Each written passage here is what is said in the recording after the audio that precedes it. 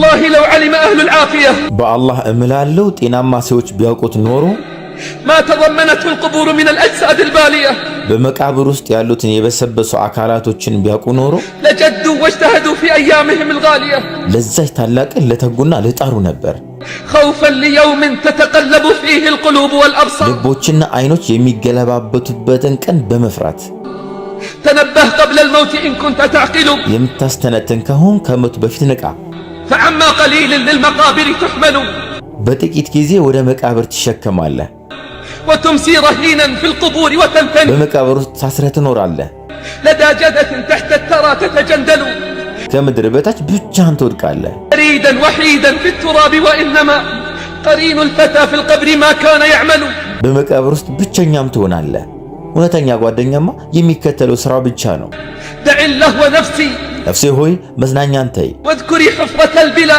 የመቃብርን ጉድጓድም አስታውሺ وكيف بنا دود المقابر يفعل የመቃብር ተል እንዴት እንደሚያደርግብንም አስብ إلى الله أشكو لا إلى الناس حالتي ሁኔታዬ ለአላህ እንጂ ለሰዎች አልጮህም إذا صرت في قبري وحيدا أململ በመቃብሬ ውስጥ ብቻዬን ሲሆን قال مالك بن دينار ማሊክ ኢብኑ ዲናር كنا مع الحسن في جنازة ሐሰን ጋር በመቃብር ላይ ሆነን فسمع رجلا يقول للرجل من هذا الميت አንድን ሰው ሌላውን ይህ ማን ነው ሲል قال ሰማ الحسن هذا أنا وأنت ሐሰንም አለ ይህ እኔና አንተ ነን قال الحسن هذا أنا وأنت رحمك الله ሐሰንም አለ ይህ እኔና አንተ ነን አላህ ይዘንልህና فأي موعظة أعظم من هذه ከዚህ በለጠ ምክር ምን አለ لو كان بالقلوب حياة በልቦች ውስጥ ህይወት ቢኖር ኖሮ ولكن أسمعت لو ناديت حيا ነገር ግን ህይወት ያለውን ጠርተህ ቢሆን ኖሮ ተሰማ ነበር ولكن أسمعت لو ناديت حيا ነገር ግን ህይወት ያለውን ጠርተህ ቢሆን ኖሮ ተሰማ ነበር ولكن لا حياة لمن تنادي ነገር ግን የምትጠራ ህይወት የለም أفق من سكرتك ከስካርህ ንቃ قبل حسرتك ከመስከርህ በፊት وتذكر نزور حفرتك وهجران الأقارب መቃብርህ እንደምትጎበኘው ዘመዶችም እንደሚተውም አስብ وانهض عن بساط الرقاد وقل أنا تائب ከእንቅልፍህም ንቃ እኔ ተመልሻለሁ በል وبادر تحصيل الفضائل ጥሩ ስራዎችን ከሚያመልጡ በፊት ፈጥነህ ስራ فالسائق حثيث والحادي مجد والموت طالب ሞት በፍጥነት እየመጣ ነው ሞት እየፈለገን ነው اسألوا المقابر عن سكانها መቃብሮቹን ስለ ነዋሪዎቻቸው ጠይቁ اسألوا المقابر عن سكانها መቃብሮችን ስለ ነዋሪዎቻቸው ጠይቁ واسألوا اللحود عن أهلها ጉድጓዶችን ስለ ሰዎቻቸውም ጠይቁ هل بعد الشباب إلا الهرم ከወጣትነት በኋላ እርጅና ብቻ አይደለምን وهل بعد الصحة إلا السقم ከጤና በኋላ ህመም ብቻ አይደለምን أنتم اليوم في الدور ዛሬ በቤቶቻችሁ ነው ያላችሁት وغدا ستكونون من سكان القبور ነገ ግን ከመቃብሮች ነዋሪዎችም ትሆናላችሁ أنتم اليوم في الدور እናንተ ዛሬ በቤቶች ነው ያላችሁት وغدا ستكونون من سكان القبور ነገር ግን ከመቃብር ነዋሪዎችም ትሆናላችሁ فيا أيها المغتر بصحته እናንተ በጤናችሁ የተታለላችሁ ሰዎች ሆይ أما رأيت ميتا ሰው ያለ በሽታ ሲሞት አላየህምን وأيها المغتر بطول المهلة በእረፍት ርዝመት የታለልክ ሆይ أما رأيت مأخوذا من غير علة ያለ ምክንያት ሲወስድ አላየህምን والله በአላህ እምላለሁ ستبيت في القبر وحدك ብቻ መቃብር ውስጥ ታድራለህ وسيباشر التراب خدك አቧራም ጉንጭህን ይነካል وستنعش الديدان لحمك وعظمك ትሎችም ስጋን አጥንቶችን ይበላሉ وستبقى رهين عملك በስራም እስረኛ ትሆናለህ فاعتبر بمن مات قبلك ካንተ በፊት በሞቱት ተገሰጹ وربي ستندم በጌታህ እምላለሁ ትጸጸታለህ وربي ستندم على تفريطك في صلواتك በጌታህ እምላለሁ በሶላቶች ቸልተኝነት ትጸጸታለህ وربي ستندم በጌታህ እምላለሁ ትጸጸታለህ وستندم على ضياع أوقاتك ጊዜን በማባከንም ትጸጸታለህ ولن ينفعك الندم ግን ጸጸት አይጠቅምም أولم نعمركم ለማስታወስ ሁሉ የሚያስታውስበትን እድል ያክል አልቆያችሁምን ما يتذكر فيه من تذكر አስጠንቃቂውም አልመጣላችሁምን وجاءكم النذير فذوقوا فما للظالمين من نصير ስለዚህ ቅጣቱም ቅመሱ ለበደለኞች ምንዳ ረዳት የላቸውምና። أولم نعمركم ለሚያስታውስ ሁሉ የሚያስታውስበትን ዕድሜ ያክል አልቆያቸውምን? ما يتذكر فيه من تذكر አስጠንቃቂውም ወደ እናንተ አልመጣላችሁምን? فذوقوا فما للظالمين من نصير ስለዚህ ቅጣቱን ቅመሱ ለበደለኞች ረዳት የላቸውምና። تزود من الذي لا بد منه ተዘጋጁ ለዛ ቅሮት ለሌለው ሞት። وتب مهما جنيت وأنت حي ለሁሉም ባሪያዎች የተወሰነ ጊዜ ለሆነው ምንም ብታደርግ ሕያው እያለህ ወደ አላህ ተመለስ። وكن متنبها قبل الرقاد ከመተኛትም በፊት ንቁ፣ ከመተኛትም በፊት ንቁ ሁን።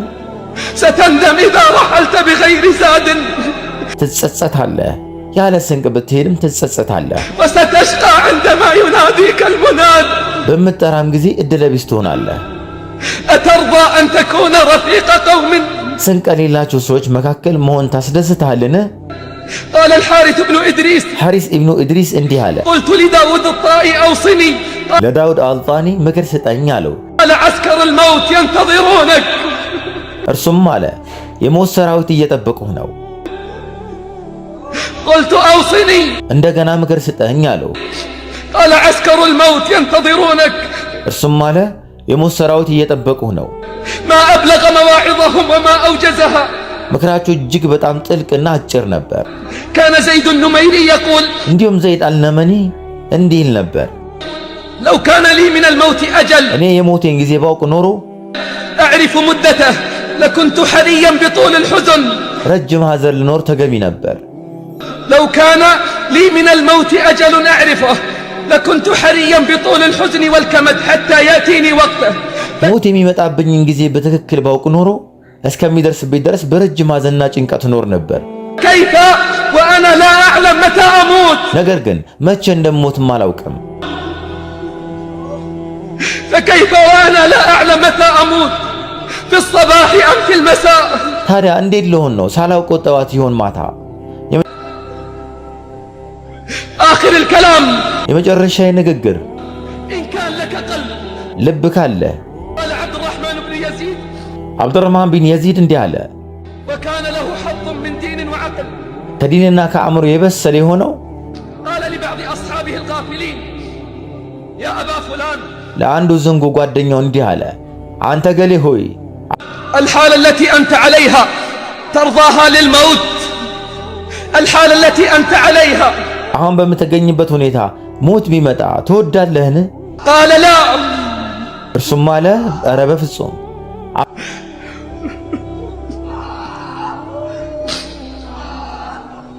قال عبد الرحمن بن يزيد አብዱራህማን ቢን የዚድ እንዲህ አለ፣ وكان له حظ من دين وعقل ከዲንና ከአእምሮ የበሰለ የሆነው قال لبعض أصحابه ለአንዱ ዝንጉ ጓደኛው እንዲህ አለ፣ يا أبا فلان አንተ ገሌ ሆይ الحالة التي أنت عليها أترضاها للموت قال لا አሁን በምትገኝበት ጊዜ ሞት ቢመጣ ትወዳለህን?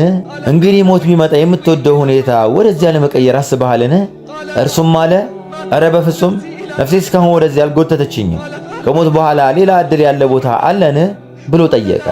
እርሱም አለ ኧረ በፍጹም እንግዲህ ሞት በዚህ ሁኔታ እያለ ቢመጣ ከቅጣት ተተርፋለህን? እርሱም አለ ኧረ በፍጹም በአላህ እምላለሁ በዚህ ሁኔታ እያለ የሚያስደስት አቅለኛ ሰው አልተመለከትኩም። በአላህ እምላለሁ በዚህ ሁኔታ እያለ የሚደሰት አቅለኛ ሰው አልተመለከትኩም። ይህ የኛ ሁኔታ አይደለምን? ይህ ብዙዎቻችን ሁኔታ አይደለምን? ከሶላት መተኛት፣ በኃጢአትና በክፋት ነገሮች መጠመድ። የመጨረሻ ጥያቄ ጠይቃለሁ፣ በሁኔታህ ተደስተሃል ወይ? ዛሬ ሞት ቢመጣ ዝግጁ ነህ ወይ? አንተ ዝግጁ ነህ? አንተ ዝንጉ በኃጢአት ትቀጥላለህ። ነገር ግን ይጠራሃል። ምክር ውሰድ። ጊዜ ከማለፉ በፊት ከመልእክተኞች ዋና ኢብኑ አባስ ተይዞ እንደተዘገበው አላህ ስራውን ይወደውና ነቢዩ መሐመድ ሰለላሁ ዐለይሂ ወሰለም አንድን ሰው ሲመክሩ እንዲህ አሉ፣ ከአምስት ነገሮች በፊት ተጠቀም። ከአምስት ነገሮች በፊት ተጠቀም። ወጣትነትን ከእርጅና በፊት፣ ጤናህን ከእመምህ በፊት፣ ሀብትህን ከድህነት በፊት፣ ትርፍ ጊዜህን ከመጠመድህ በፊት፣ ሕይወትህን ከሞትህ በፊት። አንተ አሁን በሚቻልበት ዘመን ውስጥ ነህ። የቀረውን አስተካክል። ያለፈውን የቀረውንም ይቅር ይባልልሃል። ካልሆነ በባለፈው በመጨረሻም ትያዛለህ። ሕይወትን ዋጋ መቼ እናውቃለን? የሕይወትን ዋጋ መቼ እናውቃለን? ሞት ስንመለከት ጊዜ፣ ሞትን ስንመለከት ጊዜ የሕይወትን ዋጋ አወቀን። ነገር ግን ምላሽ አይሰጠንም። አላህን ፍሩ እናንተ የአላህ ባሪዎች፣ አላህን ፍሩ እናንተ የአላህ ባሪዎች። ባለፉት ሰዎች ተገጸጹ፣ ባለፉት ዘመንም ተገጸጹ። ድንገተኛ የመሆንን መያዝን ፍሩ። አላህ ሆይ በሞትና በሞት ጭንቀት አግዘን። በመቃብርና በጨለማው በቂያማ ቀንና በመከራ ላይ እኛን እርዳ።